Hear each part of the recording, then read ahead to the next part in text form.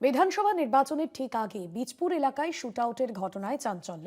বীজপুর বিধানসভা কেন্দ্রের হালিশহর পৌরসভার ৯ নম্বর ওয়ার্ডের খাসবাটি বারোয়ারিতলা এলাকার বাসিন্দা বছর ২৮-এর প্রসেনজিৎ মৌলিক ওরফে রাজা দুষ্কৃতীদের গুলিতে গুলিবিদ্ধ। জানা গিয়েছে তার বাড়ির পাশের পাড়ায় গেছিল, সেখানে হঠাৎই কয়েকজন দুষ্কৃতীর মাস্ক পরা অবস্থায় তাকে লক্ষ্য করে গুলি চালায়। তার পেটে গুলি লাগে। সেই মুহূর্তে আশঙ্কাজনক অবস্থায় কল্যাণী জওহরলাল নেহেরু হাসপাতালে চিকিৎসাধীন।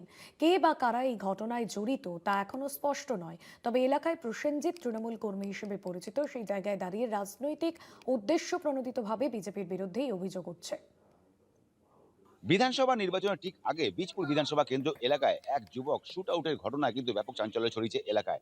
জানা গিয়েছে বীজপুর বিধানসভা কেন্দ্রের হালিশহর পৌরসভার ৯ নম্বর ওয়ার্ডের বারোয়ালিতলা এলাকার ঠিক এই বাড়িরই বাসিন্দা প্রসেনজিৎ মৌলিক, ২৮ বছর বয়স। সে যখন তার পাশের পাড়াতেই গেছিল ঘুরতে, সেই সময় সন্ধ্যাবেলায় কয়েকজন দুষ্কৃতী বাইকে চড়ে এসে মুখে মাস্ক পরা অবস্থায় তাকে কিন্তু ঘিরে ধরে কিন্তু তাকে লক্ষ্য করে গুলি চালায়। তার পেটে গুলি লাগে।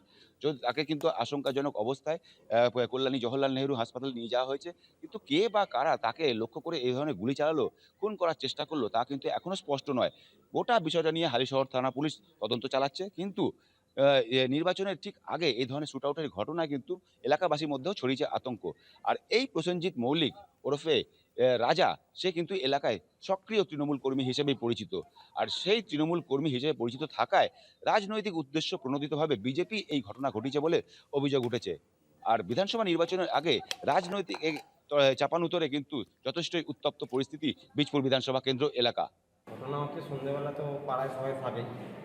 দাদা হয়তো কোনো কারণে দোকানপাট বা কোনো কিছু আনতে গেছিলো, তো ওখানে দাঁড়িয়েছিল। সরকার বাজার মোড়ের আগে একটা মুড়ি বাজার গলি বলে আমাদের ওখানে একটা জায়গা আছে। কত নম্বর ওয়ার্ড ওটা? ৯ নম্বর ওয়ার্ড। দাঁড়িয়েছিল ছজন, দাদা যা বললো ৬-৭ জন মুখ ঢাকা দুষ্কৃতী এসে কিছু কথাবার্তা নেই, গাড়ি থেকে নেবেই গুলি চালানো, মারা চাল। ও পালিয়ে যাচ্ছিলো, তাও ওকে পেয়ে গেছে, মেরেছে, গুলিও চালিয়েছে। ওর ফোনে লেগেছে, ওই পেটের কোনাতেও লেগেছে। ৫-৭ জন এসে ধরে মুখে মাস্ক পরা অবস্থায় রাজা রাজা রাজাকে মেরেছে, গুলি করেছে। শাস্তি হোক তার, যারা মেরেছে। বীজপুর থেকে দেবপ্রিয় সরকার, কলকাতা।